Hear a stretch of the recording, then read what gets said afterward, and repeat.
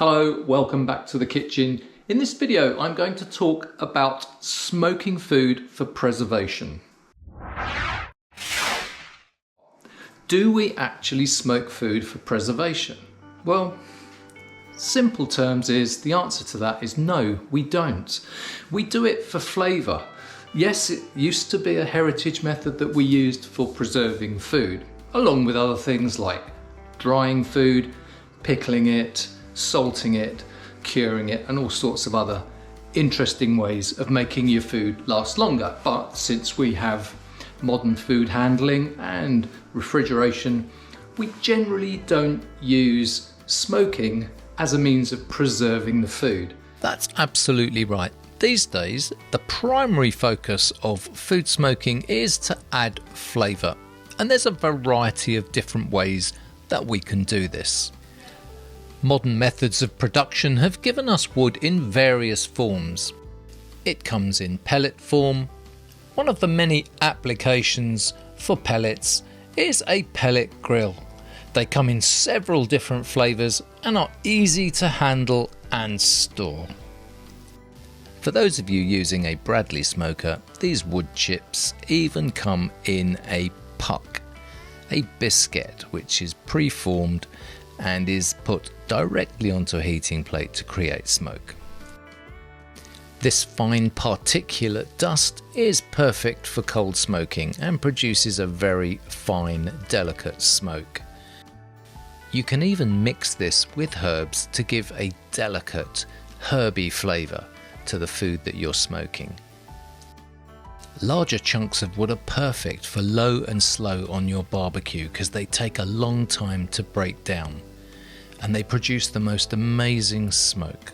These small sticks are perfect for a small barbecue where you want to release a little bit of smoke, but without putting large chunks on. They work in a similar way and they also produce great smoke. These wood chips are usually between 10 and 20 millimeters in size and are perfect for hot smoking. I use these particular ones in my improvised and Cameron's hot smoker. It's even possible these days to wrap some food in these very fine thin sheets of cedar, and when they decompose through heat they impart a beautiful smoky flavour into your food. Likewise, by placing your food on these cedar planks while they're over a live fire, the smoke produced will impart a beautiful flavour to any food that you cook on these. Now, we do know through science and discoveries in science that there are some qualities in smoke that do make food last longer.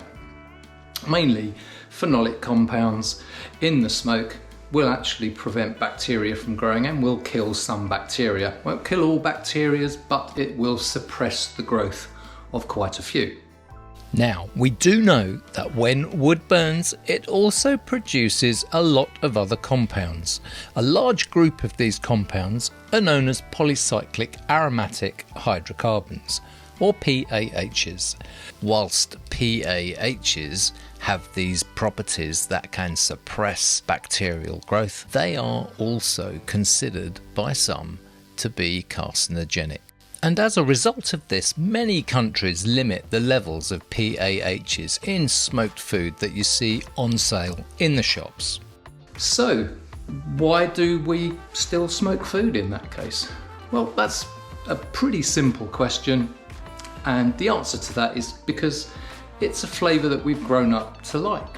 We've been cooking food over fire for millennia, and as we cook food over fire, we expose it to smoke naturally, and that's a flavour that in our heritage and in our cultures throughout the world, all over the globe, we have come to enjoy and like.